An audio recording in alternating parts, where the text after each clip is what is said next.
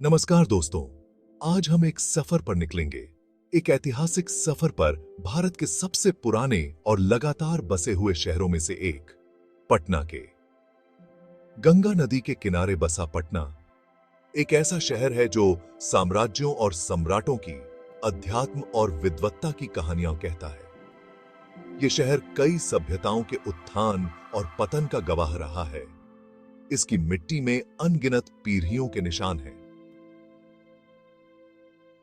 आज हम पटना के इतिहास के उन पन्नों को पलटेंगे जो ये शहर बड़े प्यार से संजोए हुए हैं। पाटलिपुत्र के रूप में अपने गौरवशाली दिनों से लेकर जो कभी शक्तिशाली मौर्य साम्राज्य की राजधानी हुआ करता था, आज के जीवंत पटना तक इसकी कहानी लचीलापन, अनुकूलन और एक अदम्य भावना का प्रमाण है।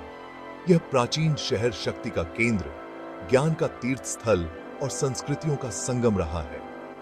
हम सदियों से इसके विकास को देखते हुए, समय के साथ इसकी उल्लेखनीय यात्रा का जश्न मनाते हुए इसके अतीत के इतिहास में उतरेंगे। मेरे साथ जुड़ें और पटना की आकर्षक गाथा को जानें। एक ऐसा शहर जहां इतिहास की गूंज हर नुक्कड़ और कोने में गूंजती है, बस सुनने के लिए।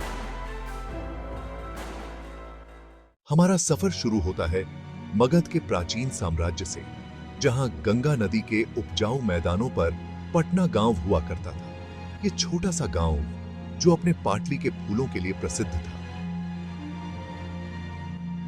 पाटलिपुत्र नामक एक भव्य शहर बना। इस बदलाव की शुरुआत चंद्रगुप्त मौर्य ने की, जिन्होंने अपनी राजधानी स्थापित करने के लिए इस जगह को चुना। यहीं से पाटलिपुत्र का स्वर्णिम युग शुरू हुआ, जो मौर्य साम्राज्य का केंद्र था। ग्रीक राजदूत मेगास्थनीज के अनुसार इसकी सड़कें भव्य महलों और चहल पहल वाले बाजारों से सुसज्जित थीं। पाटलिपुत्र का वैभव सम्राट अशोक महान के शासनकाल में अपने चरम पर पहुंच गया। मौर्य काल में पाटलिपुत्र पर बौद्ध धर्म का गहरा प्रभाव पड़ा। इसी दौरान गौतम बुद्ध, जिन्हें पटना से ज्यादा दूर नहीं ज्ञान प्राप्त हुआ था, उनकी शिक्षाएं पूरी भूमि पर गूंजने लगीं। सम्राट अशोक बुद्ध के शांति और अहिंसा के संदेश से बहुत प्रभावित हुए और उन्होंने बौद्ध धर्म को राजधर्म के रूप में अपना लिया। अशोक के संरक्षण ने पाटलिपुत्र को बौद्ध शिक्षा और तीर्थ यात्रा के एक प्रमुख केंद्र में बदल दिया। पूरे शहर में मठ और स्तूप बनने लगे, जो दूर दूर से भिक्षुओं, विद्वानों और तीर्थ यात्रियों को आकर्षित करते थे। यह शहर बौद्ध विचारों का प्रकाश स्तंभ बन गया, जिसका प्रभाव पूरे उपमहाद्वीप और उसके बाहर तक फैल गया। पाटलिपुत्र से थोड़ी ही दूरी पर प्रसिद्ध नालंदा विश्वविद्यालय था, जो दुनिया के सबसे पुराने और सबसे प्रसिद्ध शिक्षा केंद्रों में से एक था। 5वीं से 12वीं शताब्दी ईस्वी तक फलते फूलते नालंदा ने चीन और तिब्बत से लेकर छात्रों और विद्वानों को आकर्षित किया, जो इसके विशाल पुस्तकालयों में डूबने और बौद्ध धर्म सीखने के लिए उत्सुक थे।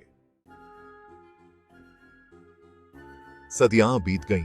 पाटलिपुत्र, जिसे अब पटना के नाम से जाना जाता है, शक्ति और व्यापार के एक महत्वपूर्ण केंद्र के रूप में अपनी पहचान बनाए रखा।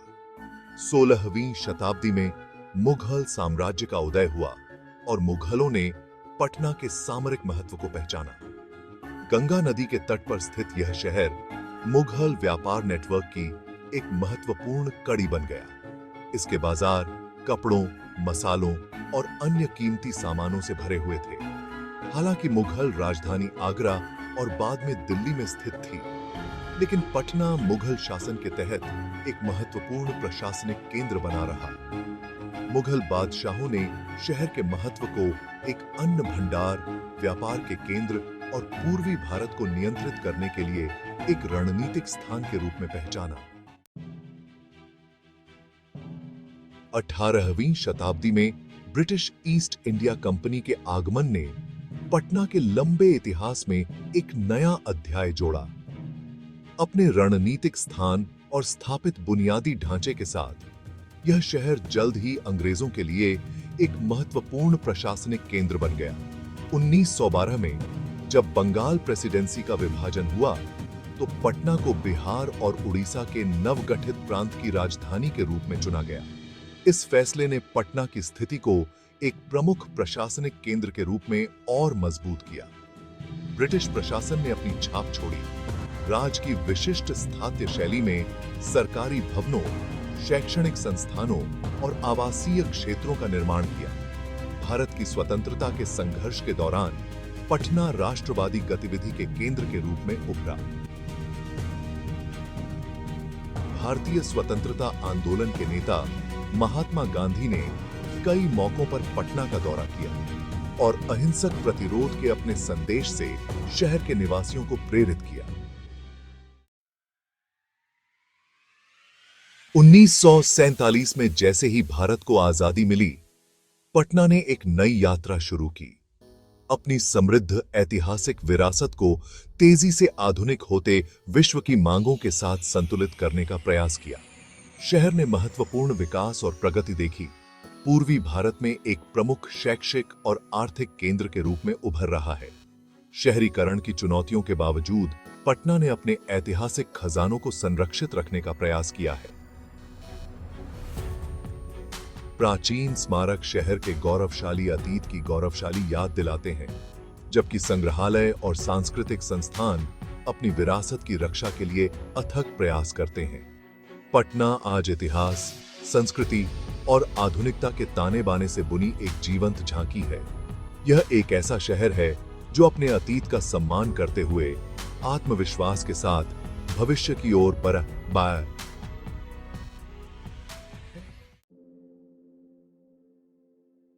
पटना के इतिहास के पन्नों के माध्यम से हमारी यात्रा ने हमें मौर्य साम्राज्य के केंद्र पाटलिपुत्र की भव्यता से लेकर आधुनिक पटना की हलचल भरी सड़कों तक पहुंचाया है। हमने बदलते समय के साथ शहर के विकास, लचीलापन और अदम्य भावना को देखा है। पटना की कहानी मानव सभ्यता की स्थायी शक्ति का प्रमाण है।